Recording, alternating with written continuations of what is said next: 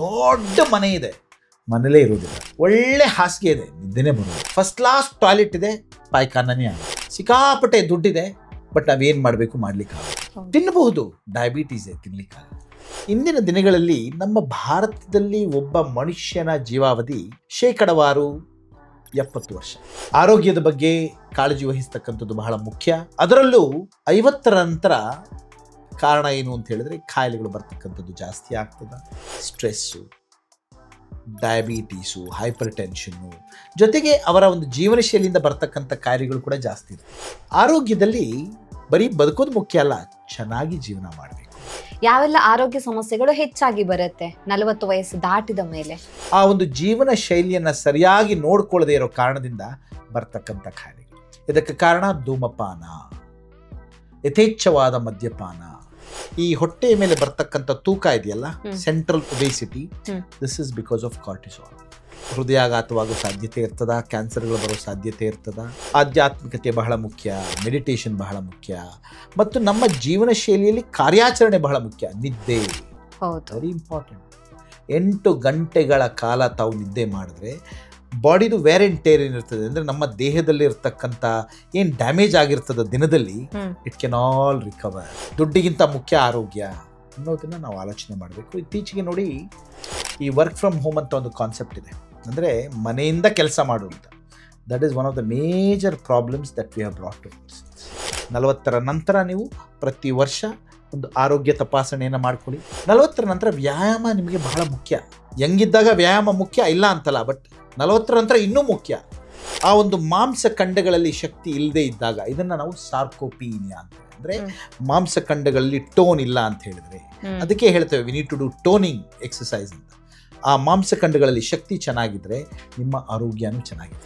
ನೀವು ಅವರಿಗೆ ನೋಡಪ್ಪ, ಮೇ ಮಾಸ ಬಂದಿದೆ, ಈ ಮಾಸ ನಂದು ಹೆಲ್ತ್ ಚೆಕ್ ಆಗಿದೆ, ನಿಮ್ಮದು ಹೆಲ್ತ್ ಚೆಕ್ ಮಾಡಿಸಿ ನಡೆಸಿ ನಡಿ.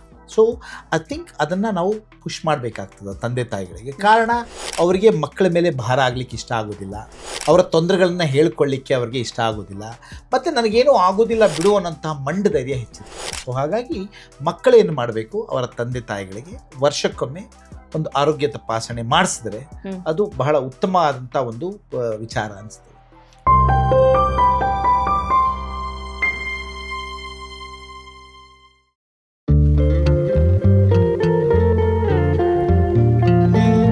ವಿಜಯ ಕರ್ನಾಟಕ ವೀಕ್ಷಕರಿಗೆ ನಮಸ್ತೆ. ನಾನು ರಕ್ಷಾ ಕೋಟ್ಯಾನ್.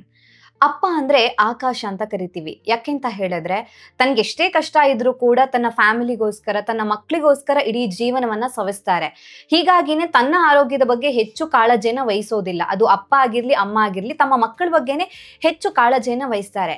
ಆದ್ರೆ ವಯಸ್ಸಾದ ತಂದೆಯ ಆರೋಗ್ಯವನ್ನ ಯಾವ ರೀತಿ ನೋಡಿಕೊಳ್ಬೇಕು, 50 ವಯಸ್ಸು ದಾಟಿದ ಮೇಲೆ ಯಾವ ರೀತಿಯಾಗಿ ಪುರುಷರು ತಮ್ಮ ಆರೋಗ್ಯವನ್ನ ನೋಡಿಕೊಳ್ಬೇಕು ಅನ್ನುವಂಥ ವಿಚಾರದ ಬಗ್ಗೆ ಹೆಚ್ಚಿನ ಮಾಹಿತಿಯನ್ನ ತಿಳಿಸ್ಕೊಡೋದಕ್ಕೆ ಇವತ್ತು ನಮ್ಮ ಜೊತೆ ಇದ್ದಾರೆ doctor Narasimhaiah Srinivasaiah, senior consultant, colorectal surgery, Apollo hospital, Bannerghatta road, Bangalore. Doctor, ಕಾರ್ಯಕ್ರಮಕ್ಕೆ ಸ್ವಾಗತ. ನಮಸ್ತೆ. ನಮಸ್ತೆ ಡಾಕ್ಟರ್, ಈಗ 50 ವಯಸ್ಸು ದಾಟಿದ ಮೇಲೆ ವಿಶೇಷವಾಗಿ ಪುರುಷರು ತಮ್ಮ ಆರೋಗ್ಯವನ್ನ ಹೆಚ್ಚು ಕಾಳಜಿ ವಹಿಸ್ಕೊಂಡು ನೋಡ್ಬೇಕಾಗತ್ತೆ. ಅದು ಪುರುಷರಾಗಿರ್ಲಿ, ಮಹಿಳೆಯರಾಗಿರ್ಲಿ, ವಯಸ್ಸಾಗ್ತಾ ಆಗ್ತಾ ಆರೋಗ್ಯ ಸಮಸ್ಯೆಗಳು ಹೆಚ್ಚಾಗಿ ಬರ್ತಾ ಇದೆ. ಸೊ ವಯಸ್ಸಾದ ತಂದೆಯನ್ನ ನೋಡಿಕೊಳ್ಳುವಂಥದ್ದು ಅದು ಮಕ್ಕಳ ಜವಾಬ್ದಾರಿ ಕೂಡ ಆಗಿರುವಂಥದ್ದು. ಅದರ ಜೊತೆಗೆ ತನ್ನ ಆರೋಗ್ಯದ ಬಗ್ಗೆ ಕಾಳಜಿ ವಹಿಸುವಂಥದ್ದು ಒಬ್ಬ ಪುರುಷನ ಜವಾಬ್ದಾರಿ ಕೂಡ ಆಗಿರುವಂಥದ್ದು. ಹಾಗಾಗಿ ಈ ನಿಟ್ಟಿನಲ್ಲಿ ನಾವು ನೋಡೋದಾದ್ರೆ 50 ವಯಸ್ಸು ದಾಟಿದ ಮೇಲೆ ಹೆಚ್ಚಿನ ಆರೋಗ್ಯ ಸಮಸ್ಯೆಗಳು ಯಾವುದೆಲ್ಲ ಕಾಡ್ಲಿಕ್ಕೆ ಆರಂಭ ಆಗುತ್ತೆ ಡಾಕ್ಟರ್? ನಮ್ಮ ಒಂದು ಆರೋಗ್ಯದ ವಿಚಾರದಲ್ಲಿ ವಸುಧೈವ ಕುಟುಂಬಂ ಅಂತ ಹೇಳ್ತೇವೆ. ಅಂದ್ರೆ 1 ವರ್ಲ್ಡ್ 1 ಫ್ಯಾಮಿಲಿ ಅಂತ ಹೇಳ್ತೇವೆ. ಇದು ಆನ್ ಎ ಬಿಗ್ಗರ್ ಸ್ಕೇಲ್. ಒಂದು ಸಣ್ಣ ಸಂಸಾರಕ್ಕೆ ಬಂದಾಗ ಆ ಸಂಸಾರವನ್ನು ಹಿಡಿದು ನಡೆಸ್ತಕ್ಕಂಥದ್ದು ಬಹಳಷ್ಟು ಸಾರಿ ತಂದೆ. ಇತ್ತೀಚಿನ ದಿನಗಳಲ್ಲಿ ತಾಯಿ ಟೇಕ್ಸ್ ಓವರ್, ಬಟ್ ಬಹಳಷ್ಟು ಸಾರಿ ಆ ತಂದೆ. ನಾವು ನಮ್ಮ ಸಂಸ್ಕೃತಿಯಲ್ಲಿ ಹೇಳ್ತೇವೆ ಮಾತೃದೇವೋಭವ, ಪಿತೃದೇವೋಭವ, ಮನೆ ಬಿಟ್ಟಾಗ ಆಚಾರ್ಯ ದೇವೋಭವ ಅಂತ ಹೇಳ್ತೇವೆ. ಈ ತಂದೆ ತನ್ನ ಆರೋಗ್ಯವನ್ನು ಕಡೆಗಣಿಸ್ತಾನೆ ಬಹಳಷ್ಟು ಸಾರಿ, ಅದನ್ನು ನೋಡ್ತೇವೆ ನಾವು. ಕಾರಣ ಏನು ಅಂತ ಹೇಳಿದ್ರೆ, ಆ ತಂದೆಗೆ ಆ ಸಂಸಾರದ ಒಂದು ಹೊರೆ ಏನಿದೆ, ಸಂಸಾರದ ಒಂದು ಜವಾಬ್ದಾರಿ ಏನಿದೆ, ಅದರ ಮೇಲೆ ಅವರು ಬಹಳಷ್ಟು ಕಾಳಜಿ ವಹಿಸ್ತಾರೆ ಹೊರತು ತಮ್ಮ ಆರೋಗ್ಯದ ಮೇಲೆ ಕಾಳಜಿ ವಹಿಸುವುದಿಲ್ಲ. ನನಗೇನಾಗ್ತದೆ ಬಿಡಪ್ಪ, ಆರೋಗ್ಯದ ಬಗ್ಗೆ ಅಷ್ಟು ಕಾಳಜಿ ವಹಿಸದೆ ತೊಂದರೆಗೆ ಸಿಲುಕು ಹಾಕೊಳ್ತಾರೆ. ಸೊ ಹಾಗಾಗಿ ಆರೋಗ್ಯದ ಬಗ್ಗೆ ಕಾಳಜಿ ವಹಿಸ್ತಕ್ಕಂಥದ್ದು ಬಹಳ ಮುಖ್ಯ. ಅದರಲ್ಲೂ 50ರ ನಂತರ ಕಾರಣ ಏನು ಅಂತ ಹೇಳಿದ್ರೆ ಕಾಯಿಲೆಗಳು ಬರ್ತಕ್ಕಂಥದ್ದು ಜಾಸ್ತಿ ಆಗ್ತದೆ, ತಡೆಗಟ್ಟಬಹುದಂತಹ ಪರಿಸ್ಥಿತಿಗಳು ಬಹಳ ಇರ್ತವೆ. ಸೊ ಹಾಗಾಗಿ ಇನ್ನೂ 50ಕ್ಕಿಂತ ಮುಂಚೆನೆ ಅದರ ಬಗ್ಗೆ ಗಮನ ಹರಿಸಿದ್ರೆ ಉತ್ತಮ ಅನ್ನೋದು ನನ್ನ ಅನಿಸಿಕೆ. ಓಕೆ, ಜೀವಾವಧಿ ಅಂತ ಹೇಳಿದ್ರೆ ಲೈಫ್ ಸ್ಪ್ಯಾನ್, ಇದು ಬಹಳ ಮುಖ್ಯ. ಇಂದಿನ ದಿನಗಳಲ್ಲಿ ನಮ್ಮ ಭಾರತದಲ್ಲಿ ಒಬ್ಬ ಮನುಷ್ಯನ ಜೀವಾವಧಿ ನಾವು ಆವ್ರೇಜ್ ಅಂತ ಏನು ಹೇಳ್ತೇವೆ, ಶೇಕಡವಾರು 70 ವರ್ಷ, 70 ಇಯರ್ಸ್. ಹೌದು. ಅದರಲ್ಲಿ ಹೆಣ್ಣು ಮಕ್ಕಳು ದೇ ಲಿವ್ ಲಾಂಗರ್, 72, 71.5 ಅಥವಾ 72 ವರ್ಷ ಹೆಣ್ಣು ಮಕ್ಕಳು ಬದುಕ್ತಾರ, ಗಂಡು ಮಕ್ಕಳು 69.5. ಸೊ ಗಂಡಸರು ಸಾಮಾನ್ಯವಾಗಿ, ಅದು ನಿಸರ್ಗದ ಒಂದು ವಿಚಾರ ಇರಬಹುದು, men live a bit lesser but women live a bit longer. And men are expose to more problems, ಅಂದರೆ ಬಹಳಷ್ಟು ತೊಂದರೆಗಳಿಗೆ ಅವರು ಸಿಲುಕು ಹಾಕ್ಕೊಂಡಿರ್ತಾರೆ. ಸ್ಟ್ರೆಸ್ಸು, ಡಯಾಬಿಟೀಸು, ಹೈಪರ್ ಟೆನ್ಷನ್ನು, ಜೊತೆಗೆ ಅವರ ಒಂದು ಜೀವನ ಶೈಲಿಯಿಂದ ಬರ್ತಕ್ಕಂಥ ಕಾಯಿಲೆಗಳು ಕೂಡ ಜಾಸ್ತಿ ಇರ್ತವೆ. ಹೌದು. ಈಗ ಧೂಮಪಾನ ಮಾಡ್ತಕ್ಕಂಥವ್ರು ಬಹಳಷ್ಟು ಪುರುಷರು, ಹೆಣ್ಣು ಮಕ್ಕಳು ಕಡಿಮೆ. ಈಗ ಕಾಲ ಬದಲಾಗಿದೆ. ಮದ್ಯಪಾನ ಮಾಡ್ತಕ್ಕಂಥವ್ರು ಗಂಡಸರು ಬಹಳಷ್ಟು, ಈಗ ಬದಲಾಗ್ತಾ ಇದೆ, ಇಲ್ಲ ಅಂತ. ಮತ್ತು ದೈಹಿಕವಾಗಿ, ಮಾನಸಿಕವಾಗಿ, ಕಾರ್ಯಗತವಾಗಿ ಒತ್ತಡ ತಗೊಳ್ತಕ್ಕಂಥವ್ರು, ಪ್ರೆಷರ್ ತಗೊಳ್ತಕ್ಕಂಥವ್ರು ಪುರುಷರು. ಹಾಗಾಗಿ ಪುರುಷರಲ್ಲಿ ಕಾಯಿಲೆಗಳು ಜಾಸ್ತಿ ನೋಡ್ತೇವೆ ನಾವು. ಅವರ ಒಂದು ಆರೋಗ್ಯವನ್ನು ಸುಧಾರಿಸ್ಕೊಳ್ತಕ್ಕಂಥದ್ದು ಬಹಳ ಮುಖ್ಯ. ಅವರು ಚೆನ್ನಾಗಿದ್ದರೆ ಸಂಸಾರವನ್ನೆಲ್ಲ ಚೆನ್ನಾಗಿ ನೋಡ್ಕೋಬೋದು. ಹಾಗಾಗಿ ಈ ವಿಜಯ ಕರ್ನಾಟಕಕ್ಕೆ ನನ್ನ ಅಭಿನಂದನೆಗಳು. ಇಂತಹ ಬಹಳ ಮುಖ್ಯವಾದಂತಹ ಒಂದು ವಿಚಾರವನ್ನು ತಾವು ಜನಸಾಮಾನ್ಯರಿಗೆ ತಿಳಿ ಹೇಳಲು ಪುರುಷರ ಒಂದು ಆರೋಗ್ಯದ ಬಗ್ಗೆ ಒಂದು ಸಣ್ಣ ವಿಚಾರ ಸಂಕಿರಣವನ್ನು ಆಯೋಜಿಸಿದ್ದೀರಾ, ಬಹಳ ಸಂತೋಷ. ಸೊ ಹಾಗಾಗಿ 50ರ ಬದಲು ನಾನು ಇದನ್ನು ನಿಮ್ಮ ಒಂದು ಒಪ್ಪಿಗೆಯೊಂದಿಗೆ 40ಕ್ಕೆ ತಿರುಗಿಸ್ತೇನೆ. Okay sir. 40ರ ನಂತರ ಪುರುಷರು ನಾವೆಲ್ಲ ನಮ್ಮ ಆರೋಗ್ಯವನ್ನು ನೋಡ್ಕೊಳ್ತಕ್ಕಂಥದ್ದು ಬಹಳ ಮುಖ್ಯ. ಯಾವ ರೀತಿ ಅಂತ ಕೇಳ್ತಿದ್ದೀರ ನೋಡಿ. ಒಂದು ಫಿಸಿಕಲ್ ಅಂತ ಹೇಳಿದ್ರೆ ದೈಹಿಕವಾಗಿ ಆರೋಗ್ಯವನ್ನು ನೋಡ್ಕೋಬೇಕು. ಎರಡನೇದು ಫಿಸಿಯಲಾಜಿಕಲ್ ಅಂದರೆ ಕಾರ್ಯಗತವಾಗಿ ನಮ್ಮ ದೇಹವನ್ನು ನೋಡ್ಕೋಬೇಕು. ಮೂರನೇದು ಮಾನಸಿಕವಾಗಿ, from the mind we have to take care of the body, human body. ಆರೋಗ್ಯದಲ್ಲಿ ಬರೀ ಬದುಕೋದು ಮುಖ್ಯ ಅಲ್ಲ. It is not about living longer, it is also about living well. ಅಂದರೆ ಬರೀ ಬದುಕೋದು ಮುಖ್ಯ ಅಲ್ಲ, ಚೆನ್ನಾಗಿ ಜೀವನ ಮಾಡಬೇಕು. ಇದನ್ನು ನಾವು ಕ್ವಾಲಿಟಿ ಆಫ್ ಲೈಫ್ ಅಂತೇವೆ. ಅಂದರೆ ನಮ್ಮ ಜೀವನದ ಶೈಲಿಯ ಒಂದು ಕ್ವಾಲಿಟಿ ಹೇಗಿದೆ. ಬರೀ ಬದುಕಿದ್ರೆ ಪ್ರಯೋಜನ ಇಲ್ಲ, ಸಂತೋಷವಾಗಿರಬೇಕು, ಎಲ್ಲರ ಜೊತೆ ಕಲ್ತಿರಬೇಕು, ಸಾಮಾಜಿಕವಾಗಿ ಆ್ಯಕ್ಟಿವ್ ಆಗಿರಬೇಕು. ಸೊ ಹಾಗಾಗಿ more than living, I think quality of life is important. ಆ ಕ್ವಾಲಿಟಿ ಆಫ್ ಲೈಫಿಗೆ ನಮಗೆ ದೈಹಿಕ ಆರೋಗ್ಯ, ಫಿಸಿಕಲ್ ಫಿಟ್ನೆಸ್, ಕಾರ್ಯಗತವಾಗಿ ಫಿಸಿಯಲಾಜಿಕಲ್ ಹೆಲ್ತ್ ಅಂದರೆ ನಿದ್ದೆ ಮಾಡ್ತಕ್ಕಂಥದ್ದು, ಊಟ ಮಾಡ್ತಕ್ಕಂಥದ್ದು, ಮಲವಿಸರ್ಜನೆ ಮಾಡ್ತಕ್ಕಂಥದ್ದು, ಮೂತ್ರ ವಿಸರ್ಜನೆ ಮಾಡ್ತಕ್ಕಂಥದ್ದು, ಲೈಂಗಿಕವಾಗಿ ಆ್ಯಕ್ಟಿವ್ ಆಗಿರ್ತಕ್ಕಂಥದ್ದು, ಇದು ಬಹಳ ಮುಖ್ಯ. ತದನಂತರ ಶಾಂತಿಯುತವಾಗಿರ್ತಕ್ಕಂಥದ್ದು, mind is also very important. So ಹಾಗಾಗಿ I think we need to aim at physical health, physiological health and psychosocial health, and we should work on it after the age of 40 ಅಂತ ಹೇಳಿದ್ರೆ ನಾವು ತಿಳ್ಕೊಳ್ಳಿಕ್ಕೆ ಪ್ರಯತ್ನ ಬೀಳಬೇಕು. ಏಕೆಂದರೆ there are so many diseases that can be prevented, cured. So ಹಾಗಾಗಿ ಆ ಒಂದು ಜಾಗೃತಿ ಮೂಡಿಸ್ತಕ್ಕಂಥದ್ದು ಬಹಳ ಮುಖ್ಯವಾದಂಥ ವಿಚಾರ. ಯಾವೆಲ್ಲ ಆರೋಗ್ಯ ಸಮಸ್ಯೆಗಳು ಹೆಚ್ಚಾಗಿ ಬರುತ್ತೆ 40 ವಯಸ್ಸು ದಾಟಿದ ಮೇಲೆ, ಅದರಲ್ಲೂ ವಿಶೇಷವಾಗಿ ಪುರುಷರಲ್ಲಿ ಹೇಳೋದಾದ್ರೆ? ನೋಡಿ, ಪುರುಷರು ಸಾಮಾನ್ಯ they spend most of there time outside. ಹೌದು, ಹೊರಗಡೆನೆ ಇರ್ತಾರೆ. ದೈಹಿಕ ಒತ್ತಡ ಆಗ್ತಿರ್ತದ, ಮಾನಸಿಕ ಒತ್ತಡ ಜಾಸ್ತಿ ಇರ್ತದ, ಅಭ್ಯಾಸಗಳಿಂದ ಬರ್ತಕ್ಕಂಥ ಕಾಯಿಲೆಗಳು ಹೆಚ್ಚಾಗಿರ್ತವ. ಸೊ ಹಾಗಾಗಿ ಇತ್ತೀಚಿನ ದಿನಗಳಲ್ಲಿ ನಮಗೆ ದೊಡ್ಡ ಸಮಸ್ಯೆ ಆಗಿರ್ತಕ್ಕಂಥದ್ದು ನಾನ್ ಕಮ್ಯುನಿಕಬಲ್ ಡಿಸೀಸಸ್ ಅಂತ ಹೇಳಿದ್ರೆ ಸಾಂಕ್ರಾಮಿಕವಾಗದೇ ಇರತಕ್ಕಂಥ ಕಾಯಿಲೆಗಳ ಒಂದು ಪ್ರಮಾಣ ಹೆಚ್ಚಾಗಿದೆ. ನಾವು ಹೇಳ್ತೇವೆ ಹೈಪರ್ ಟೆನ್ಷನ್ ಅಂದರೆ ರಕ್ತದ ಒತ್ತಡ, ಡಯಾಬಿಟೀಸ್ ಮಧುಮೇಹ, ಸ್ಟ್ರೋಕ್ ಪಾರ್ಶ್ವವಾಯು, ಕ್ಯಾನ್ಸರ್ಸ್, ಗ್ರಂಥಿ ರೋಗ, ಈ 4 ಇದೆಯಲ್ಲ, ಸುಮಾರು 60% ಆಫ್ ಆಲ್ ದ ಡಿಸೀಸಸ್, ಶೇಕಡವಾರು 60% ಇದೆಲ್ಲ ಬರ್ತಕ್ಕಂಥದ್ದು ಸಾಂಕ್ರಾಮಿಕವಲ್ಲದೆ ಇರತಕ್ಕಂಥ ಕಾರಣದಿಂದ. ಇದು this is purely driven by our life style, ನಮ್ಮ ಜೀವನ ಶೈಲಿಯಿಂದ ಬರ್ತಕ್ಕಂಥ ಒಂದು ವಿಚಾರ ಇದು. ಆ ಒಂದು ಜೀವನ ಶೈಲಿಯನ್ನ ಸರಿಯಾಗಿ ನೋಡ್ಕೊಳ್ಳದೆ ಇರೋ ಕಾರಣದಿಂದ ಬರ್ತಕ್ಕಂಥ ಕಾಯಿಲೆಗಳು. ಇದಕ್ಕೆ ಕಾರಣ ಧೂಮಪಾನ, ಯಥೇಚ್ಛವಾದ ಮದ್ಯಪಾನ ಮತ್ತು ಸರಿಯಾಗಿ ಆಹಾರ ಸೇವನೆ ಮಾಡದೇ ಇರತಕ್ಕಂಥದ್ದು, ಅಂದರೆ ಯಥೇಚ್ಛವಾಗಿ ಮಾಡ್ತಕ್ಕಂಥದ್ದು. ಒಬೇಸಿಟಿ, ನಮ್ಮ ದೇಹದಲ್ಲಿರ್ತಕ್ಕಂಥ ಕೊಬ್ಬಿನ ಅಂಶ ಜಾಸ್ತಿ ಇರ್ತದ. ಸೊಪ್ಪು ತರಕಾರಿ ಕಮ್ಮಿ ತಿಂತಕ್ಕಂಥದ್ದು. ಪ್ರೊಸೆಸ್ಡ್ ಫುಡ್, ಸಂಸ್ಕರಿಸ್ತಕ್ಕಂಥ ಆಹಾರವನ್ನು ಯಥೇಚ್ಛವಾಗಿ ತಗೊಳ್ತಕ್ಕಂಥದ್ದು. ಕೆಂಪು ಮಾಂಸ ಯಥೇಚ್ಛವಾಗಿ ಬಳಸ್ತಕ್ಕಂಥದ್ದು. ಪ್ರೊಸೆಸ್ಡ್ ಫುಡ್, ಪರಿಷ್ಕೃತ ಆಹಾರವನ್ನು ಸೇವಿಸ್ತಕ್ಕಂಥದ್ದು. ಸೊ ಇದೆಲ್ಲ it adds on to the risk factors. Obesity, ದೇಹದ ಮೇಲೆ ಹೆಚ್ಚಾಗಿ ತೂಕ ಇರ್ತಕ್ಕಂಥದ್ದು. ಜೊತೆಗೆ ವಾಟ್ ವಿ ಫರ್ಗೆಟ್ ಇಸ್, ಆ ಮಾನಸಿಕ ಒತ್ತಡ, ಸ್ಟ್ರೆಸ್ ಇದೆಯಲ್ಲ, it adds on cortisol to your body. ಅಂದರೆ ಆ ಒತ್ತಡವನ್ನು ನಾವು ದೂರ ತಳ್ಳಲಿಕ್ಕೆ body produces cortisol. This is a stress hormone. So cortisol has an impact on the whole body. It increases your anxiety, stress. It increases the acid in your stomach. ಜಠರದಲ್ಲಿ acid ಉತ್ಪಾದನೆ ಜಾಸ್ತಿ ಆಗುತ್ತೆ. ಈ ಹೊಟ್ಟೆಯ ಮೇಲೆ ಬರ್ತಕ್ಕಂಥ ತೂಕ ಇದೆಯಲ್ಲ, central obesity, this is because of cortisol. This is called as the fight R flight hormone ಅಂತ. ಸೊ ಹಾಗಾಗಿ ಕಾರ್ಟಿಸಾಲ್ ಜಾಸ್ತಿ ಆದಾಗ ಹೊಟ್ಟೆಯ ಮೇಲೆ ಭಾರ ಹೆಚ್ಚಾಗ್ತದ. ಅದರಿಂದ ಹೃದಯಾಘಾತವಾಗೋ ಸಾಧ್ಯತೆ ಇರ್ತದ, ಕ್ಯಾನ್ಸರ್ಗಳು ಬರೋ ಸಾಧ್ಯತೆ ಇರ್ತದ, ಮತ್ತು ಬೇರೆ ಜೀವನ ಶೈಲಿಗಳಿಂದ ಬರ್ತಕ್ಕಂಥ ವಿಚಾರಗಳಲ್ಲಿ ಬಹಳ ಮುಖ್ಯ. ಹಾಗಾಗಿ smoking, drinking, alcohol, obesity, stress at work and stress on the mind ಬಹಳ ಮುಖ್ಯ. ಇದನ್ನೆಲ್ಲ ಪುರುಷರು ಜಾಸ್ತಿ ತಗೊಳ್ತಾರೆ. ಹೌದು, ಅಮ್ಮನಿಗೂ ಬಹಳ ಸ್ಟ್ರೆಸ್ ಇರ್ತದ, ಮಕ್ಕಳನ್ನು ನೋಡ್ಕೊಳ್ತಕ್ಕಂಥದ್ದು, ಯಜಮಾನ ನೋಡ್ಕೊಳ್ತಕ್ಕಂಥದ್ದು. ಬಹಳ ಮುಖ್ಯವಾಗಿ ಪುರುಷರು ಹೊರಗೋಗ್ತಕ್ಕಂಥ ಕಾರಣದಿಂದ they are expose to more risk factors. ಸ್ನೇಹಿತರೊಟ್ಟಿಗೆ ಧೂಮಪಾನ ಮಾಡೋದು, ಮದ್ಯಪಾನ ಮಾಡೋದು, ವರ್ಕ್ ಸ್ಟ್ರೆಸ್ಸು, ವಾಯುಮಾಲಿನ್ಯ.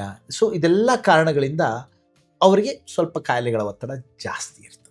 ಸೊ 40ರ ನಂತರ they have to stay aware, ಅಂದರೆ ಅದ್ರ ಬಗ್ಗೆ ಜಾಗೃತಿ ಮೂಡಿಸ್ಕೋಬೇಕು, ಅವರ ಒಂದು ಜೀವನ ಶೈಲಿಯನ್ನು ಬದಲಾಯಿಸ್ಕೋಬೇಕು. I think it's the right time to nurture themselves. ಅಂದರೆ ಚೇಂಜ್ ಗೇರ್ ಅಂತಾರಲ್ಲ, ದುಡಿಯೋದನ್ನು ಬಿಟ್ಟು ಆರೋಗ್ಯದ ಮೇಲೆ ಅವರು ಇನ್ವೆಸ್ಟ್ ಮಾಡೋಕ್ಕೆ ಶುರು ಮಾಡಬೇಕು.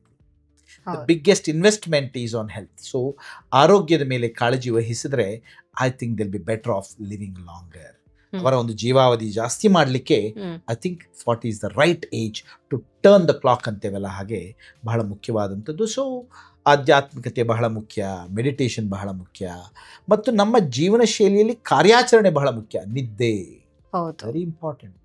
8 ಗಂಟೆಗಳ ಕಾಲ ತಾವು ನಿದ್ದೆ ಮಾಡಿದ್ರೆ ಬಾಡಿದು ವೇರ್ ಆ್ಯಂಡ್ ಟೇರ್ ಏನಿರ್ತದೆ, ಅಂದರೆ ನಮ್ಮ ದೇಹದಲ್ಲಿ ಇರ್ತಕ್ಕಂಥ ಏನು ಡ್ಯಾಮೇಜ್ ಆಗಿರ್ತದೆ ದಿನದಲ್ಲಿ, it can all recover, it can all regenerate. People who don't sleep very well have A shorter life span ಅಂತ ಹೇಳಿದ್ರೆ ನಿದ್ದೆ ಬಹಳ ಮುಖ್ಯ. ಆಗಿರ್ತಕ್ಕಂಥ ತೊಂದರೆಗಳಿಗೆ ದಿನದಲ್ಲಿ ರಾತ್ರಿ ಹೊತ್ತು ಪುನರ್ಜೀವ ಬರ್ತಕ್ಕಂಥದ್ದು ನಿದ್ದೆ.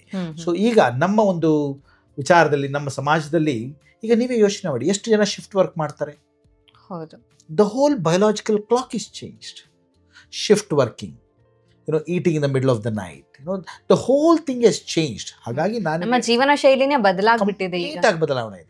ಅದಕ್ಕೆ ನಾನು ಹೇಳ್ತೇನೆ, the civilisational poverty is extreme ಅಂತ ಹೇಳಿದ್ರೆ, ಸಿವಿಲೈಸೇಷನ್ ಅಂದರೆ ನಾವು ವಿ ಹ್ಯಾವ್ ಪ್ರೋಗ್ರೆಸ್ಡ್, ಬಟ್ ಒಂದು ಆರೋಗ್ಯದ ಫ್ರಂಟಲ್ಲಿ we are very poor.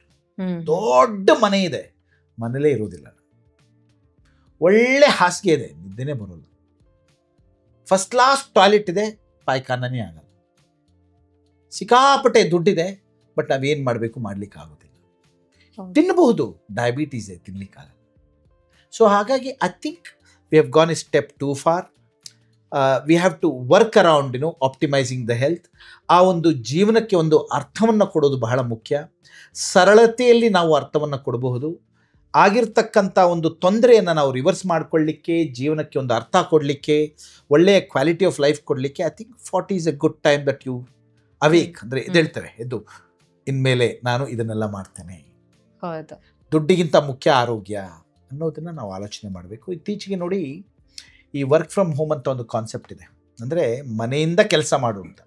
That is one of the major problems that we have brought to persons. ಮನೇಲಿ ಕೂತೇ ಇರ್ತೀರಾ, ಎದ್ದೇಳೋದಿಲ್ಲ, ಹೋಗೋದಿಲ್ಲ, ವ್ಯಾಯಾಮ ಮಾಡೋದಿಲ್ಲ, ಜನಗಳನ್ನ ಬೆರೆಯೋದಿಲ್ಲ.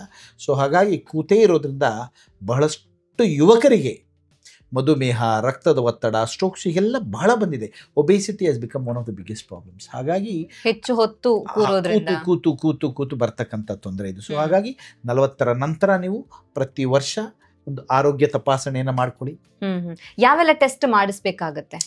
ನೋಡಿ, ಯಾವುದೇ ಒಂದು ಪರೀಕ್ಷೆ ಮಾಡಿದ್ರೂ ತೊಂದರೆ ಬರೋ ಸಂಭವ ಇರ್ತದ, ಬಟ್ ಬಹಳಷ್ಟು ಸಾರಿ ಅದನ್ನು ತಡೆಗಟ್ಟಬಹುದು. ಸೊ ಹಾಗಾಗಿ ಒಬ್ಬ ಒಳ್ಳೆ ವೈದ್ಯನ ಬಳಿ ಹೋಗಿ ಒಂದು ಹೆಲ್ತ್ ಚೆಕ್ ಅಥವಾ ಒಂದು ಸಂಸ್ಥೆಗೆ ಹೋಗಿ ಒಂದು ಆರೋಗ್ಯ ತಪಾಸಣೆ 40ರ ನಂತರ ಮಾಡಿದಾಗ ಅವರು ನಿಮ್ಮ ಬಗ್ಗೆ ಮೊದಲು ಮಾತಾಡ್ತಾರ, ಏನಾದ್ರು ತೊಂದರೆಗಳಿದೆಯಾ ಕೇಳ್ತಾರ, ತದನಂತರ ಪರೀಕ್ಷೆ ಮಾಡ್ತಾರ, ಆಮೇಲೆ ರಕ್ತದ ಕೆಲವೊಂದು ಟೆಸ್ಟ್ಗಳು ಮಾಡ್ತಾರ, ಪರೀಕ್ಷೆಗಳು ಮಾಡ್ತಾರ, ಕೆಲವೊಮ್ಮೆ ಅಲ್ಟ್ರಾಸೌಂಡ್ ಮಾಡ್ತಾರ, ಕೆಲವೊಮ್ಮೆ ಹೆಣ್ಣು ಮಕ್ಕಳಿಗೆ ಒಳಗಡೆ ಗರ್ಭಕೋಶದ ಪರೀಕ್ಷೆ ಮಾಡ್ತಾರ, ಸ್ತನ ಪರೀಕ್ಷೆ ಮಾಡ್ತಾರ. ಸೊ ಹಾಗಾಗಿ ಒಂದು ಹೆಲ್ತ್ ಚೆಕ್, ಆರೋಗ್ಯ ತಪಾಸಣೆ 40ರ ನಂತರ ಬಹಳ ಮುಖ್ಯ.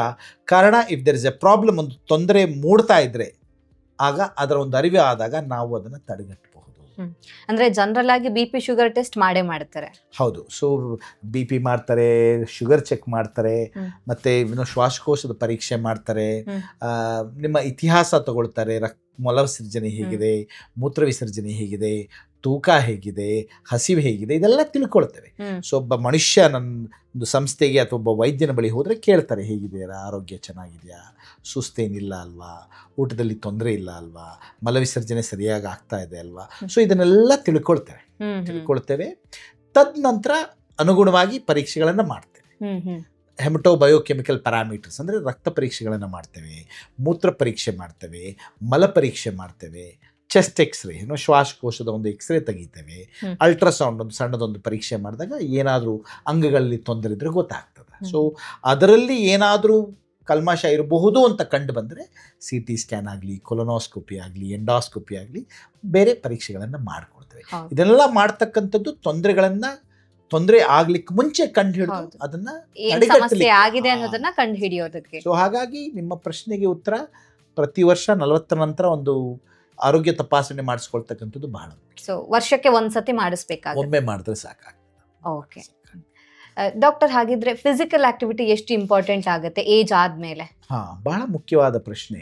ನೋಡಿ, ಆ ಭಗವಂತ ಒಬ್ಬ ಮನುಷ್ಯನಿಗೆ ಒಂದು ಜೀವಾವಧಿ ಅಂತ ಕೊಟ್ಟಿರ್ತಾನೆ, ಒಂದು ಆರೋಗ್ಯ ಅಂತ ಕೊಟ್ಟಿರ್ತಾನೆ. ಈಗ ಒಂದು ಹೂವು ಕಾಯಾಗ್ತದ, ಕಾಯಿ ಹಣ್ಣಾಗ್ತದ, ಹಣ್ಣಾದ ನಂತರ ಅದು ತನ್ನ ಒಂದು ಜೀವಾವಧಿ ಮುಗಿತಿದ್ದ ಹಾಗೆ ಬೀಜ ಆಗಿ ನಿಸರ್ಗ ಸೇರ್ತದೆ. ಆಗ ಮನುಷ್ಯನಿಗೂ ಅಷ್ಟೇ ಸುಮಾರು 40ರ ತನಕ ಹಿ ಈಸ್ ಬಿಲ್ಡಿಂಗ್ ಅಪ್. ಏನೇ ತೊಂದರೆ ಆದರೂ ದ ಬಾಡಿ ರಿಕವರ್ಸ್. ಬಟ್ 40ರ ನಂತರ ಏನಾಗ್ತದ, ಆ ಒಂದು ರಿಕವರಿ ಕೆಪಾಸಿಟಿ ಕುಗ್ಗುತ್ತಾ ಬರ್ತದೆ. ಬಹಳ ಮುಖ್ಯವಾದ ವಿಚಾರ ಏನಪ್ಪ ಅಂದರೆ, 40ರ ನಂತರ ವ್ಯಾಯಾಮ ನಿಮಗೆ ಬಹಳ ಮುಖ್ಯ. ಹೆಂಗಿದ್ದಾಗ ವ್ಯಾಯಾಮ ಮುಖ್ಯ ಇಲ್ಲ ಅಂತಲ್ಲ, ಬಟ್ 40ರ ನಂತರ ಇನ್ನೂ ಮುಖ್ಯ. ಆ ಒಂದು ಮಾಂಸಖಂಡಗಳಲ್ಲಿ ಶಕ್ತಿ ಇಲ್ಲದೆ ಇದ್ದಾಗ ಇದನ್ನು ನಾವು ಸಾರ್ಕೋಪೀನಿಯಾ ಅಂತೇವೆ. ಅಂದರೆ ಮಾಂಸಖಂಡಗಳಲ್ಲಿ ಟೋನ್ ಇಲ್ಲ ಅಂತ ಹೇಳಿದ್ರೆ, ಅದಕ್ಕೆ ಹೇಳ್ತೇವೆ we need to do toning exercise ಅಂತ. ಆ ಮಾಂಸಖಂಡಗಳಲ್ಲಿ ಶಕ್ತಿ ಚೆನ್ನಾಗಿದ್ರೆ ನಿಮ್ಮ ಆರೋಗ್ಯನೂ ಚೆನ್ನಾಗಿರ್ತದೆ. ಇದನ್ನು ಸಾರ್ಕೋಪೀನಿಯಾ ಅಂತೇವೆ, ಮಾಂಸಖಂಡಗಳ ಕಡಿಮೆ ಇರ್ತಕ್ಕಂಥದ್ದು. And sarcopenia is a measure of weakness and disease process. So ಹಾಗಾಗಿ 40ರ ನಂತರ ನೀವು ವ್ಯಾಯಾಮ ಚೆನ್ನಾಗಿ ಮಾಡ್ಲಿಕ್ಕೆ ಶುರು ಮಾಡಬೇಕು. ಒಂದು. ಎರಡನೇದು ಫಿಸಿಯೋಲಾಜಿಕಲ್ ಅಂದರೆ ಮೂತ್ರ ವಿಸರ್ಜನೆ, ಮಲ ವಿಸರ್ಜನೆ ಮತ್ತು ಲೈಂಗಿಕ ಕಾರ್ಯಾಚರಣೆಗಳು ಬಹಳ ಮುಖ್ಯ. Because that is what is important for quality of life. ಸರಿಯಾಗಿ ಊಟ ಮಾಡ್ತಕ್ಕಂಥದ್ದು, ಸರಿಯಾಗಿ ವ್ಯಾಯಾಮ ಮಾಡ್ತಕ್ಕಂಥದ್ದು. ನೀವು ಯಥೇಚ್ಛವಾಗಿ ತೂಕವನ್ನು ಹಾಕಿದ್ರೆ ಡಯಾಬಿಟೀಸ್ ಬರ್ತಕ್ಕಂಥ ಸಂಭವ ಇರುತ್ತೆ. ಯಥೇಚ್ಛವಾಗಿ ನೀವು ಸಿಗರೇಟ್ ಸಿಗ್ತಾ ಇದ್ದರೆ, ಯಥೇಚ್ಛವಾಗಿ ಕೊಬ್ಬಿನಾಂಶ ತಿಂತಾ ಇದ್ದರೆ BP ಬರ್ತಕ್ಕಂಥ ಸಾಧ್ಯತೆ ಇರ್ತದ. BP ಶುಗರ್ ಬಂದರೆ ಹೃದಯಾಘಾತವಾಗ್ತಕ್ಕಂಥ ಸಂಭವ ಇರ್ತದ. ಸೊ ಹಾಗಾಗಿ ಇದನ್ನೆಲ್ಲ ಸರಿಪಡಿಸ್ಕೊಳ್ತಕ್ಕಂಥ ಒಂದು ವಯಸ್ಸು 40ರ ನಂತರ. ತೂಕ ಜಾಸ್ತಿ ಇದೆ ಅಂದರೆ ಹೇಗೆ ಕಡಿಮೆ ಮಾಡ್ಬೋದು, ಧೂಮಪಾನ ಮಾಡ್ತಿದ್ದೇನೆ ಅಂದರೆ ಹೇಗೆ ನಿಲ್ಲಿಸಬಹುದು, ಮಾಂಸ ಜಾಸ್ತಿ ತಿಂತಾ ಇದ್ದರೆ ಹೇಗೆ ಕಡಿಮೆ ಮಾಡಬಹುದು. ಸೊ ಇದು ಬದಲಾವಣೆ ಆಗಲಿಕ್ಕೆ ಉತ್ತಮವಾದ ಒಂದು ಪರಿಸ್ಥಿತಿ. ಸೊ ಹಾಗಾಗಿ 40ರಲ್ಲಿ ಒಂದು ಆರೋಗ್ಯ ತಪಾಸಣೆ, ಏನಾದ್ರು ಕಾಯಿಲೆಗಳ ಒಂದು ಸೂಚನೆ ಇದ್ದರೆ ಅವುಗಳನ್ನು ಕಡಿಮೆ ಮಾಡತಕ್ಕಂಥ ವಿಧಾನ ನೈಸರ್ಗಿಕವಾಗಿ ನಮ್ಮನ್ನು ನಾವು ದಂಡಿಸಿಕೊಂಡು ಮತ್ತು ಮಾನಸಿಕವಾಗಿ ನಾವು ಮುಂದುವರಿಸ್ತಕ್ಕಂಥದ್ದು ಬಹಳ ಮುಖ್ಯವಾದಂಥ ವಿಚಾರ. ಓಕೆ ಈಗ ವಯಸ್ಸು ಆದ್ಮೇಲೆ ಅದರಲ್ಲೂ ಕೂಡ ವಿಶೇಷವಾಗಿ ಪುರುಷರಲ್ಲಿ ಪ್ರೋಸ್ಟೇಟ್ ಪ್ರಾಬ್ಲಮ್ ಬರುತ್ತೆ, ಪ್ರೋಸ್ಟೇಟ್ ಕ್ಯಾನ್ಸರ್ ಬರುತ್ತೆ ಅಂತ ಹೇಳ್ತಾರೆ. ಸೊ ಅದಕ್ಕೂ ಟೆಸ್ಟ್ ಮಾಡಿಸ್ಬೇಕಾ? ಸೊ ಅದು ಬರ್ದೇ ಇರೋ ರೀತಿಯಲ್ಲಿ ಹೇಗೆ ಮುನ್ನೆಚ್ಚರಿಕೆ ವಹಿಸ್ಬೇಕಾಗತ್ತೆ? ನೋಡಿ, ಕೆಲವೊಂದು ವಿಚಾರ ತಡೆಗಟ್ಲಿಕ್ಕೆ ಆಗೋದಿಲ್ಲ. ಈಗ ನಾವು ಕ್ಯಾನ್ಸರ್ ಎಂಬುದು ಒಂದು ಕಾಯಿಲೆ ಅಲ್ಲ. ನೀವೆಲ್ಲ ಅನ್ಕೊಳ್ತೇವೆ ಬರೀ ಕ್ಯಾನ್ಸರ್ ಬಂದ್ಬಿಡ್ತು ಇದು ಕಾಯಿಲೆ ಅಂತ. ಬಹಳಷ್ಟು ಸಾರಿ in the bulk majority cancer is not a disease, it's a stage of evolution. ಅಂದರೆ ನಮ್ಮ ವಯಸ್ಸಿನಲ್ಲಿ ಬರ್ತಕ್ಕಂಥ ಒಂದು ಹಂತ. ಕೆಲವೊಮ್ಮೆ ಬೇಗ ಬರ್ತದೆ because the risk factors, smoking, alcohol, ಇದರಿಂದ ಸ್ವಲ್ಪ ಬೇಗ ಬರ್ಬೋದು. ಬಟ್ ಸಾಮಾನ್ಯವಾಗಿ ಇನ್ ಎ ಜನರಲ್ ಸಿನಾರಿಯೋ ನಮ್ಮ ವಯಸ್ಸಿನಿಂದ ಬರ್ತಕ್ಕಂಥ ಒಂದು ಹಂತ ಕ್ಯಾನ್ಸರ್ ಅಂತ ಹೇಳಿದ್ರೆ, in a normal situation cancer ಬಂದರೆ it means he has lived long enough ಅಂತ. ಈಗ ನಾವಿಬ್ಬರು ಕೂತಿದ್ದೇವೆ, 90 ವರ್ಷಗಳ ಕಾಲ ನಾವಿಬ್ಬರು ಬದುಕಿದ್ರೆ ಒಬ್ಬರಿಗೆ ಗ್ಯಾರಂಟಿ ಕ್ಯಾನ್ಸರ್, 100 ಅಂದರೆ ಗ್ಯಾರಂಟಿ ಬಂದೇ ಬರ್ತದೆ. ಸೊ ಹಾಗಾಗಿ ನಿಮ್ಮ ಪ್ರಾಸ್ಟೇಟ್ ಕ್ಯಾನ್ಸರ್ ವಿಚಾರವಾಗಿ ಕೇಳಿದ ಪ್ರಶ್ನೆಗೆ ಸುಮಾರು 60ರ ನಂತರ ಆ ಪ್ರಾಸ್ಟೇಟ್ ಗ್ರಂಥಿಯಲ್ಲಿ ಕಣಗಳ ಬದಲಾವಣೆ ಆಗಿ ಆಗಿ ಆಗಿ ಆಗಿ ಕೆಟ್ಟ ಕಣಗಳು ಉದ್ಭವವಾದಾಗ ಕ್ಯಾನ್ಸರ್ ಆಗ್ತಕ್ಕಂಥ ಸಂಭವ ಇರುತ್ತೆ. ಆ ಕ್ಯಾನ್ಸರ್ನ ನಾವು ತಡೆ ಹಿಡಿಬಹುದು, ಕಂಡುಹಿಡಿಬಹುದು, ಮುಂಜಾಗ್ರತೆ ವಹಿಸಿದರೆ ಅದರ ಬಗ್ಗೆ ತಿಳ್ಕೋಬಹುದು. ಒಂದು ಮೂತ್ರ ವಿಸರ್ಜನೆಯಲ್ಲಿ ತೊಂದರೆ ಆಗ್ತಕ್ಕಂಥದ್ದಾದರೆ, ಮೂತ್ರದಲ್ಲಿ ರಕ್ತ ಹೋಗೋದು ಶುರುವಾದರೆ, ಅಥವಾ ವಾರ್ಷಿಕ ಆರೋಗ್ಯ ತಪಾಸಣೆ ಮಾಡಿಸಿದಾಗ PSA ಅಂತಕ್ಕಂಥ ಒಂದು ರಕ್ತದ ಪರೀಕ್ಷೆ ಮಾಡಿಸ್ತೀವಿ, ಪ್ರಾಸ್ಟೇಟ್ ಸ್ಪೆಸಿಫಿಕ್ ಆಂಟಿಜನ್ ಅಂತ. ಅದೇನಾದರೂ ಬಹಳ ಜಾಸ್ತಿ ಇದ್ದಾಗ ಅದಕ್ಕೊಂದು ಅಲ್ಟ್ರಾಸೌಂಡ್ ಮಾಡಿ, ತೊಂದರೆ ಇದ್ದಾಗ ಬಯಾಪ್ಸಿ ಮಾಡಿದ್ರೆ ನಮಗೆ ಗೊತ್ತಾಗ್ತದ. ಆ ಕ್ಯಾನ್ಸರ್ನ ಬಹಳ ಅರ್ಲಿ ಅಂದರೆ ಶೀಘ್ರವಾಗಿ ಕಂಡು ಹಿಡಿದ್ರೆ ಅದಕ್ಕೊಂದು ಶಸ್ತ್ರಚಿಕಿತ್ಸೆ ಮಾಡಿ ಗುಣಪಡಿಸಬಹುದು. ಸೊ ಹಾಗಾಗಿ ನಿಮ್ಮ ಪ್ರಶ್ನೆಗೆ ಉತ್ತರ 45-50ರ ನಂತರ ರಕ್ತದಲ್ಲಿ ಒಂದು ಪ್ರಾಸ್ಟೇಟ್ ಸ್ಪೆಸಿಫಿಕ್ ಆಂಟಿಜನ್ PSA ಪರೀಕ್ಷೆ ಮಾಡಿದ್ರೆ ಬಹಳ ಸಹಾಯವಾಗುತ್ತೆ. ಸೊ ಅದು ವಯೋಸಹಜವಾಗಿ ಬರುವಂತಹ ಒಂದು ಸಮಸ್ಯೆ. ಖಂಡಿತ. ಸೊ ಅದ್ರ ಬಗ್ಗೆ ಹೆಚ್ಚು ಗಾಬರಿ ಪಡುವಂತ ಅವಶ್ಯಕತೆ ಇಲ್ಲ, ಬಟ್ ಅದರ ಬಗ್ಗೆ ಜಾಗೃತಿ ಇರಬೇಕು, ಅರಿವಿರಬೇಕು. ಪ್ಲಸ್ ವರ್ಷಕ್ಕೊಂದ್ಸತಿ 50ರ ನಂತರ ಪರೀಕ್ಷೆ ಮಾಡಿಸಿದಾಗ ಪ್ರಾಸ್ಟೇಟ್ ಸ್ಪೆಸಿಫಿಕ್ ಆಂಟಿಜನ್ ಅಂತಕ್ಕಂಥ ಒಂದು ರಕ್ತ ಪರೀಕ್ಷೆ ಮಾಡಿಸ್ಬೇಕು. ಓಕೆ ಡಾಕ್ಟರ್, ಆಗ್ಲೇ ಹೇಳ್ದಾಗೆ ನೀವು ಪುರುಷರು ಏನು ಅಂತ ಹೇಳಿದ್ರೆ ವಯಸ್ಸಾದ್ರೂ ಕೂಡ ಜವಾಬ್ದಾರಿ ಹೆಚ್ಚಿರುತ್ತೆ. ಫಾರ್ ಎಕ್ಸಾಂಪಲ್ ಹೇಳಬೇಕು ಅಂತ ಹೇಳಿದ್ರೆ, ಈಗ ಅಪ್ಪನಿಗೆ ತನ್ನದೇ ಆದಂತಹ ಫ್ಯಾಮಿಲಿಯ ರೆಸ್ಪಾನ್ಸಿಬಿಲಿಟೀಸ್ ಇರುತ್ತೆ. ಸೊ ಏನೇ ಆದ್ರೂ ಕೂಡ ನನ್ಗೇನಾಗುತ್ತೆ, ಏನೇ ಆದ್ರೂ ಹಾಸ್ಪಿಟಲ್ಗೂ ಸಡನ್ ಆಗಿ ಹೋಗೋದಿಲ್ಲ, ಅಥವಾ ಹೆಲ್ತ್ ಪ್ರಾಬ್ಲಮ್ ಆದ್ರೂ ಕೂಡ ಕೆಲವೊಂದ್ಸತಿ ಹೇಳ್ಕೊಳ್ಳೋದಿಲ್ಲ. ಹಾಗಿದ್ರೆ ಮಕ್ಕಳು ಆಗಿರ್ಬೋದು ಅಥವಾ ಮೊಮ್ಮಕ್ಕಳಾಗಿರ್ಬೋದು ತನ್ನ ಅಪ್ಪನ ಅಥವಾ ತನ್ನ ಅಜ್ಜನ ಆರೋಗ್ಯದ ಬಗ್ಗೆ ಹೇಗೆ ಕಾಳಜಿ ವಹಿಸಬೇಕಾಗುತ್ತೆ? ಸೊ ಅವರಿಗೆ ಸಲಹೆಯನ್ನು ಹೇಗೆ ಕೊಡ್ತೀರಾ? ಬಹಳ ಮುಖ್ಯವಾದ ಒಂದು ವಿಚಾರ. The best gift you can give to your parents is an annual health check. ಅವ್ರು ಹೋಗೋದಿಲ್ಲ, ನೀವು ಅವರಿಗೆ ನೋಡಪ್ಪ ಮೇ ಮಾಸ ಬಂದಿದೆ, ಈ ಮಾಸ ನಂದು ಹೆಲ್ತ್ ಚೆಕ್ ಆಗಿದೆ, ನಿಮ್ಮದು ಹೆಲ್ತ್ ಚೆಕ್ ಮಾಡಿಸಿ ನಡ್ರಿ. ಸೊ ಐ ಥಿಂಕ್ ಅದನ್ನು ನಾವು ಪುಷ್ ಮಾಡಬೇಕಾಗ್ತದೆ ತಂದೆ ತಾಯಿಗಳಿಗೆ. ಕಾರಣ ಅವರಿಗೆ ಮಕ್ಕಳ ಮೇಲೆ ಭಾರ ಆಗಲಿಕ್ಕೆ ಇಷ್ಟ ಆಗೋದಿಲ್ಲ, ಅವರ ತೊಂದರೆಗಳನ್ನ ಹೇಳ್ಕೊಳ್ಳಿಕ್ಕೆ ಅವ್ರಿಗೆ ಇಷ್ಟ ಆಗೋದಿಲ್ಲ, ಮತ್ತು ನನಗೇನೂ ಆಗೋದಿಲ್ಲ ಬಿಡು ಅನ್ನೋಂತಹ ಮಂಡ ಧೈರ್ಯ ಹೆಚ್ಚಿರ್ತದೆ. ಸೊ ಹಾಗಾಗಿ ಮಕ್ಕಳೇನು ಮಾಡಬೇಕು, ಅವರ ತಂದೆ ತಾಯಿಗಳಿಗೆ ವರ್ಷಕ್ಕೊಮ್ಮೆ ಒಂದು ಆರೋಗ್ಯ ತಪಾಸಣೆ ಮಾಡಿಸಿದ್ರೆ ಅದು ಬಹಳ ಉತ್ತಮ ಆದಂಥ ಒಂದು ವಿಚಾರ ಅನಿಸ್ತದೆ. ಡಾಕ್ಟರ್, ಈಗ ವಯಸ್ಸು ಆದ್ಮೇಲೆ ಬರುವಂತ ಅಥವಾ ನೀವು ಹೇಳ್ದಂಗೆ ಈಗ 40 ಏಜ್ ಆದ್ಮೇಲೆ ಕೂಡ ಕೆಲವೊಂದಿಷ್ಟು ಸಿಂಪ್ಟಮ್ಸ್ಗಳು ಬಂದಾಗ ಅದನ್ನ ನೆಗ್ಲೆಕ್ಟ್ ಮಾಡಲೇಬಾರ್ದು ಅಂತ ಹೇಳಿದ್ರೆ ಯಾವುದೆಲ್ಲ? ನೋಡಿಮ್ಮ, ಬಹಳ ಮುಖ್ಯವಾದದ್ದು ಮೊದಲಿಗೆ ಹೇಳಿದೆ, ಲಕ್ಷಣ ಅಂದರೆ ಏನು ಅಂತ. ಲಕ್ಷಣ ಅಂದರೆ it is a manifestation which is not normal to oneself, which cannot be explained by a reason and which has persisted for 4 to 6 weeks. ಅಂದರೆ ನಮ್ಮ ದೇಹದಲ್ಲಿ, ನಮ್ಮ ದೇಹದ ಕಾರ್ಯಾಚರಣೆಯಲ್ಲಿ ಆಗ್ತಕ್ಕಂಥ ಒಂದು ಬದಲಾವಣೆ, ಆ ಬದಲಾವಣೆಗೆ ಒಂದು ಕಾರಣ ಏನು ಅಂತ ಗೊತ್ತಿಲ್ಲ, ಮತ್ತು ಆ ಒಂದು ಬದಲಾವಣೆ 4-6 ವಾರಗಳಿದೆ ಅಂತ ಹೇಳಿದ್ರೆ ಅದನ್ನ ಲಕ್ಷಣ ಅಂತ ಹೇಳ್ತಾರೆ. ಇದ್ದಕ್ಕಿದ್ದ ಹಾಗೆ ತೂಕ ಕಡಿಮೆ ಆಗ್ತಾ ಇದೆ, ನನಗೆ ಇದ್ದಕ್ಕಿದ್ದ ಹಾಗೆ ಸುಸ್ತು ಜಾಸ್ತಿ ಆಗ್ತಾ ಇದೆ, ದೇಹದಲ್ಲಿ ರಕ್ತದ ಅಂಶ ಕಡಿಮೆ ಆಗ್ತಾ ಇದೆ, ಮಲ ವಿಸರ್ಜನೆಯಲ್ಲಿ ರಕ್ತ ಹೋಗ್ತಾ ಇದೆ, ಮೂತ್ರದ್ವಾರದಲ್ಲಿ ರಕ್ತ ಹೋಗ್ತಾ ಇದೆ, ಹೊಟ್ಟೆ ಅನಾವಸರವಾಗಿ ಉಬ್ರ ಬಂದಿದೆ. ಸೊ ಇವೆಲ್ಲ ಲಕ್ಷಣಗಳಾಗ್ತವೆ. ಹೆಣ್ಣು ಮಕ್ಕಳಲ್ಲಿ ಸ್ತನಗಳಲ್ಲಿ ಗಡ್ಡೆ ಬರ್ತಿದೆ, ನಮ್ಮ ಒಂದು ಮಾಸಿಕ ರಕ್ತಸ್ರಾವ ಏನಾಗ್ತದೆ, ಮೆನ್ಸ್ಟ್ರಲ್ ಸೈಕಲ್ಸ್, ಅದೆಲ್ಲ ನಿಂತ ನಂತರ ಮತ್ತೆ ರಕ್ತಸ್ರಾವವಾದರೆ ಅದು ಹೆಣ್ಣು ಮಕ್ಕಳಲ್ಲಿ we call it as a sign or symptom ಅಂತ. ಸೊ ಹಾಗಾಗಿ ಯಾವುದೇ ಒಂದು ವಿಚಾರ which cannot be explain by reason, ಅದಕ್ಕೊಂದು ಕಾರಣ ಇಲ್ಲದೆ ಬಂದರೆ ಅದನ್ನು ಲಕ್ಷಣ ಅಂತ ಹೇಳ್ತಾರೆ. ಸೊ 40ರ ನಂತರ ಅಥವಾ 50ರ ನಂತರ ಪುರುಷರಲ್ಲಿ ತೂಕದಲ್ಲಿ ವ್ಯತ್ಯಾಸ, ಹೊಟ್ಟೆ ಉಬ್ಬರ, ಸುಸ್ತಾಗ್ತಕ್ಕಂಥದ್ದು, ಊಟದಲ್ಲಿ ತೊಂದರೆ ಆಗ್ತಕ್ಕಂಥದ್ದು, ಕೆಮ್ಮಿನಲ್ಲಿ ರಕ್ತ ಬರ್ತಕ್ಕಂಥದ್ದು, ಮತ್ತು ಊಟ ಮಾಡಲಿಕ್ಕೆ ಬಹಳ ತೊಂದರೆಯಾಗಿ ಸಿಗಾಕೊಳ್ತಕ್ಕಂಥದ್ದು, ಮಲ ವಿಸರ್ಜನೆಯಲ್ಲಿ ರಕ್ತ ಹೋಗ್ತಕ್ಕಂಥದ್ದು, ಮೂತ್ರ ವಿಸರ್ಜನೆಯಲ್ಲಿ ರಕ್ತ ಹೋಗ್ತಕ್ಕಂಥದ್ದು, ಇವೆಲ್ಲವನ್ನು ಲಕ್ಷಣಗಳು ಅಂತ ಹೇಳ್ತೇವೆ. ಅವೆಲ್ಲ ಇದ್ದ ಪಕ್ಷದಲ್ಲಿ ತಾವು ಹೋಗಿ ಒಂದು ಆರೋಗ್ಯ ತಪಾಸಣೆಯನ್ನು ಮಾಡಬೇಕಾಗ್ತದೆ. ಡಾಕ್ಟರ್ ಆಗ್ಲೇ ಹೇಳಿದ್ರಿ ಆರೋಗ್ಯದಲ್ಲಿ ಮಾನಸಿಕ ಆರೋಗ್ಯ ಕೂಡ ತುಂಬಾನೇ ಇಂಪಾರ್ಟೆಂಟ್ ಆಗಿರುತ್ತೆ ಅಂತ. ಇವಾಗ ನಾವು ನೋಡ್ಬೋದು ಅಂದ್ರೆ ಸ್ವಲ್ಪ ಏಜ್ ಆಯ್ತು ಅಂತ ಹೇಳಿದ್ರೆ ಮಕ್ಕಳು ನೆಗ್ಲೆಕ್ಟ್ ಮಾಡುವಂಥದ್ದು ಕೂಡ ಹೆಚ್ಚಾಗತ್ತೆ. ಅಪ್ಪನ ಒಂದು ಮಾತು ಕೂಡ ಮಕ್ಕಳಿಗೆ ಒಂದ್ ಸ್ವಲ್ಪ ಕಿರಿಕಿರಿ ಅನ್ಸ್ಬಿಡುತ್ತೆ.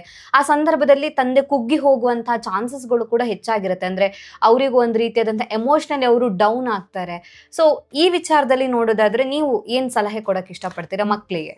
ಬಹಳ ಮುಖ್ಯವಾದಂಥ ಪ್ರಶ್ನೆ ನೋಡಿ. ಈಗ ಒಂದು ಮನುಷ್ಯನ ಬೆಳವಣಿಗೆಯಲ್ಲಿ ಒಂದು ಬಾಲ್ಯಾವಸ್ಥೆ ಇರುತ್ತೆ, ಒಂದು ಯೌವನಾವಸ್ಥೆ ಇರುತ್ತೆ ಮತ್ತು ವೃದ್ಧಾಪ್ಯ ಬರ್ತದೆ.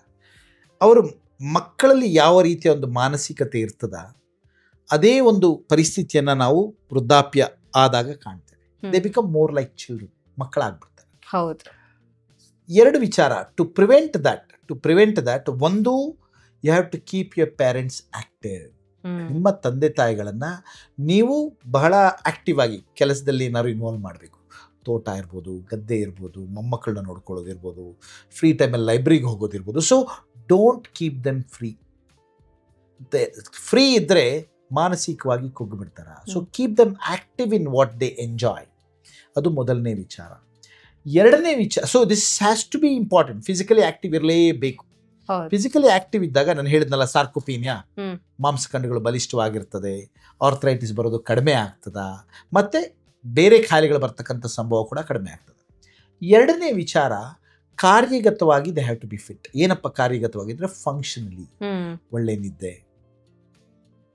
ಮಲ ವಿಸರ್ಜನೆ ಸರಾಗವಾಗಿ ಆಗ್ತಕ್ಕಂಥದ್ದು, ಮೂತ್ರ ವಿಸರ್ಜನೆ ಸರಾಗವಾಗಿ ಆಗ್ತಕ್ಕಂಥದ್ದು, ಈ ಎಲ್ಲ ಕಾರ್ಯಾಚರಣೆಗಳಿಗೆ ಅವಕಾಶ ಮಾಡಿಕೊಡ್ಬೇಕು. ಮತ್ತು ಅದರಲ್ಲಿ ಬದಲಾವಣೆ ಆದಾಗ ವೈದ್ಯರನ್ನು ನೋಡಬೇಕು. ಮೂರನೇ ವಿಚಾರ ಸೈಕೋಸೋಷಿಯಲ್ ಫುಲ್ಫಿಲ್ಮೆಂಟ್ ಅಂತ.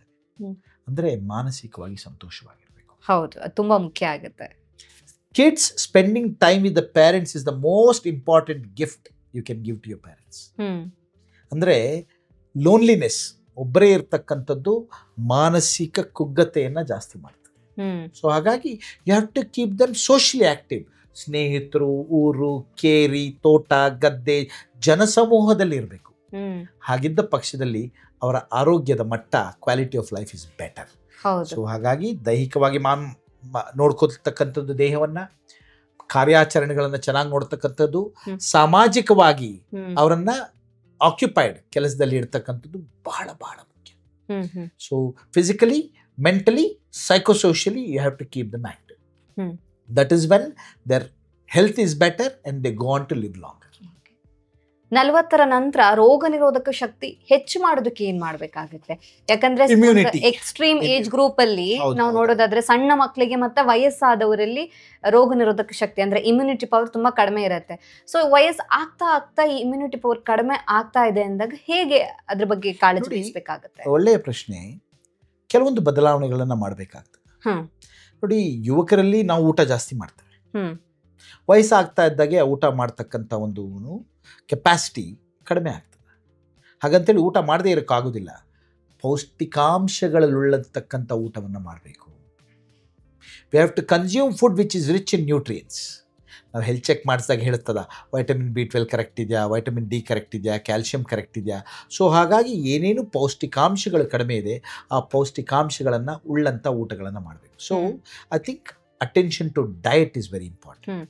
ಒಂದು ಫುಡ್ ಹೇಗಿರ್ಬೇಕಾಗತ್ತೆ? ಸೊ ಫುಡ್ಡಲ್ಲಿ ನೋಡಿ ವಿ ಟೆಲ್ ಪೀಪಲ್ ಯಥೇಚ್ಛವಾದ ಸಕ್ಕರೆ ಅಂಶ ಇರ್ತಕ್ಕಂಥ ಊಟ ಕಡಿಮೆ ಮಾಡಬೇಕು. ಈಗ ನಾವು ತಿಂತೇವೆ ಪ್ರೋಸೆಸ್ಡ್ ಫುಡ್ ಕಡಿಮೆ ಮಾಡಬೇಕು. ಯಥೇಚ್ಛವಾಗಿ ರೈಸ್ ತಿನ್ನೋದು ಕಡಿಮೆ ಮಾಡಬೇಕು. ಯಥೇಚ್ಛವಾಗಿ ಹಾಲು ಮತ್ತು ಹಾಲಿನ ಉತ್ಪನ್ನಗಳನ್ನು ಕಡಿಮೆ ಮಾಡಬೇಕು. The 3 whites are very dangerous. 3 ಬಿಳಿ ಇದೆಯಲ್ಲ, white rice, sugar, milk and milk products, ಇದನ್ನು ಸ್ವಲ್ಪ ಕಡಿಮೆ ಮಾಡಬೇಕು. Increase the food which is rich in antioxidants. Dry fruits ಇರ್ಬೋದು, ನಟ್ಸ್ ಇರ್ಬೋದು. ಸಾವಯವ ಕೃಷಿಯಿಂದ ಬಂದಿರತಕ್ಕಂಥ ಆಹಾರ ಬಹಳ ಮುಖ್ಯ. ಆರ್ಗ್ಯಾನಿಕ್ ಎಗ್ಸ್ ಇರ್ಬೋದು, ಆರ್ಗ್ಯಾನಿಕ್ ಚಿಕನ್ ಇರ್ಬೋದು, lean meat, fish is good. So ಹಾಗಾಗಿ ಕೊಬ್ಬಿನ ಅಂಶಗಳನ್ನು ಕಡಿಮೆ ಮಾಡಬೇಕು. ಸ್ಯಾಚುರೇಟೆಡ್ ಫ್ಯಾಟಿ ಆಯಿಲ್ಸ್ನ ಕಡಿಮೆ ಮಾಡಬೇಕು. ಸ್ಮೋಕಿಂಗ್ ನಿಲ್ಲಿಸಬೇಕು ಅಥವಾ ಸ್ಮೋಕಿಂಗ್ ಮಾಡಬಾರ್ದು. Alcohol in moderation, majority of them say it's okay. Plus you have to work on exercise. ದೇಹವನ್ನು ದಂಡಿಸಬೇಕು. ಪ್ರತಿನಿತ್ಯ ಅರ್ಧ ತಾಸು ಮುಕ್ಕಾಲು ತಾಸು ನೀವು ವಾಕಿಂಗ್ ಮಾಡಿದ್ರೆ half your problems R down. ಮತ್ತು ಸ್ಟ್ರೆಸ್ನ ಕಡಿಮೆ ಮಾಡಬೇಕು. ಸೊ ಹಾಗಾಗಿ ಒಳ್ಳೆಯ ಊಟ, ಒಳ್ಳೆಯ ಆಹಾರ, ಒಳ್ಳೆಯ ನೀರು, ವ್ಯಾಯಾಮ, ನಿದ್ದೆ ಮತ್ತು ಸಂತೋಷವಾಗಿರ್ತಕ್ಕಂಥದ್ದು. These are the simple rules of being happy. ಹೌದು, ಇದೆಲ್ಲ ಇದ್ದಾಗ ವಯಸ್ಸಾದ್ಮೇಲೂ ಕೂಡ ಆರೋಗ್ಯವಾಗಿ ಬದುಕೋದಕ್ಕೆ ಸಾಧ್ಯ ಆಗುತ್ತೆ. ಖಂಡಿತ. ಡಾಕ್ಟರ್, ಹಾಗಿದ್ರೆ ಕೊನೆಯದಾಗಿ ಏನ್ ಹೇಳಕ್ ಇಷ್ಟಪಡ್ತೀರಾ? ಈ ಮಾನವ ಜನ್ಮ ಏನಿದೆ ಬಹಳ ಅಮೂಲ್ಯವಾದದ್ದು, ಅತ್ಯಮೂಲ್ಯವಾದದ್ದು. ನಮಗೆ ಜನ್ಮವಿತ್ತ ತಂದೆ ತಾಯಿಗಳನ್ನು ನೋಡ್ಕೊಳ್ತಕ್ಕಂಥದ್ದು ನಮ್ಮ ಜವಾಬ್ದಾರಿ. ಆ ತಂದೆಯ ಒಂದು ಆಲಸ್ಯ, ತನ್ನ ಬಗ್ಗೆ ಆ ಆಲಸ್ಯವನ್ನು ನಾವು ದೂರಪಡಿಸಬೇಕು. ಆ ತಂದೆಯವರನ್ನು ಅಥವಾ ಆ ಒಂದು ವಯಸ್ಸಿನಲ್ಲಿರ್ತಕ್ಕಂಥ ಹಿರಿಯರನ್ನು ನಾವು ವರ್ಷಕ್ಕೊಮ್ಮೆ ಆರೋಗ್ಯ ತಪಾಸಣೆಗೆ ಕಳಿಸ್ಬೇಕು. ದೈಹಿಕವಾಗಿ, ಮಾನಸಿಕವಾಗಿ, ಕಾರ್ಯಗತವಾಗಿ, ಸಾಮಾಜಿಕವಾಗಿ ಅವರನ್ನು ದೃಢಗೊಳಿಸಿದರೆ ಅವರ ಜೀವಾವಧಿ ಹೆಚ್ಚುತ್ತದೆ ಮತ್ತು ಅವರ ಒಂದು ಜೀವನ ಶೈಲಿಯು ಕೂಡ ಚೆನ್ನಾಗಾಗ್ತದ. ನಾವೆಲ್ಲರೂ ಒಂದು ವಸುದೈವ ಕುಟುಂಬವಾಗಿ ಜೀವನ ಮಾಡಲು ಅವಕಾಶವಾಗ್ತದೆ. Thank you so much doctor. ನಮ್ಮ ಇವತ್ತಿನ ಕಾರ್ಯಕ್ರಮದಲ್ಲಿ ವಯಸ್ಸಾದ್ಮೇಲೆ ಅದರಲ್ಲೂ ಕೂಡ ತಂದೆ ತನ್ನ ಆರೋಗ್ಯವನ್ನು ಹೇಗೆ ನೋಡಿಕೊಳ್ಬೇಕು, ಮಕ್ಕಳು ಅಥವಾ ಮೊಮ್ಮಕ್ಕಳು ಒಬ್ಬ ಪುರುಷನ ಅಥವಾ ಅವರ ತಂದೆ ಆಗಿರ್ಬೋದು, ಅಜ್ಜ ಆಗಿರ್ಬೋದು, ಅವರ ಆರೋಗ್ಯದ ಬಗ್ಗೆ ಅವ್ರು ಹೇಗೆ ಕಾಳಜಿ ವಹಿಸ್ಬೇಕು. ಯಾಕಂದ್ರೆ ಆಗ್ಲೇ ಹೇಳಿದಾಗೆ ಎಲ್ಲವನ್ನೂ ಕೂಡ ತಂದೆ ಹೇಳಿಕೊಳ್ಳೋದಿಲ್ಲ. ಯಾಕಂದ್ರೆ ತನ್ನ ಬಗ್ಗೆ ಒಂದಿಷ್ಟು ನೆಗ್ಲಿಜೆನ್ಸಿ ಇರುತ್ತೆ, ನನಗೇನು ಆಗೋದಿಲ್ಲ ಅನ್ನುವಂಥದ್ದು. ಸೊ ತನ್ನ ಆರೋಗ್ಯವನ್ನು ಹೇಗೆ ನೋಡಿಕೊಳ್ಬೇಕು, ಪುರುಷರ ಆರೋಗ್ಯ ಎಷ್ಟು ಮುಖ್ಯ ಅನ್ನೋದನ್ನ ಇವತ್ತಿನ ಕಾರ್ಯಕ್ರಮದಲ್ಲಿ ನೀವು ತಿಳಿಸ್ಕೊಟ್ಟಿದ್ದೀರಾ. Thank you so much doctor. ಧನ್ಯವಾದಗಳು.